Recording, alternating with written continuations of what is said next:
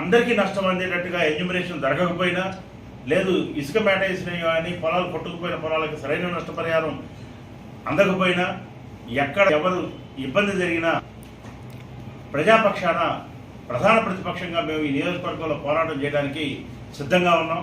ఎందుకంటే ఈ నియోజకవర్గంలో విచిత్రమైన పరిస్థితి ఇప్పుడు. ఎందుకంటే ప్రధానమైన పార్టీలు 3 ఒక పక్క ఉన్నాయి, అధికార పార్టీలో ఉన్నాయి. ఇవాళ తెలుగుదేశం కానీ, జనసేన కానీ, బీజేపీ కానీ. కేవలం పోరాటం చేసేది ఒక వైఎస్ఆర్ కాంగ్రెస్ పార్టీ. ఈ నియోజకవర్గంలో ఇవాళ ప్రజలకి వెన్నుదన్నుగా ఉన్నది కూడా వైఎస్ఆర్ కాంగ్రెస్ పార్టీ. ఇవాళ రైతాంగానికి ఏమైనా సమస్యలు వచ్చినా, కార్మికులకు ఏమైనా సమస్యలు వచ్చినా, నిరుద్యోగులకు ఏమైనా సమస్యలు వచ్చినా, మహిళలకు ఏమైనా సమస్యలు వచ్చినా, ఎవరికి ఏ సమస్య వచ్చినా ఇవాళ అందరి చూపు కూడా వైఎస్ఆర్ కాంగ్రెస్ పార్టీ మీద ఉంది. తప్పనిసరిగా ఈ నియోజకవర్గ ప్రజానీకానికి నా మార్కుగా నేను తెలియజేస్తా ఉన్నాను. ఎవరు ఏ నిమిషంలో అర్ధరాత్రి అయినా అపరాత్రి అయినా ఫోన్ చేస్తే తప్పనిసరిగా మేము స్పందించి ఆ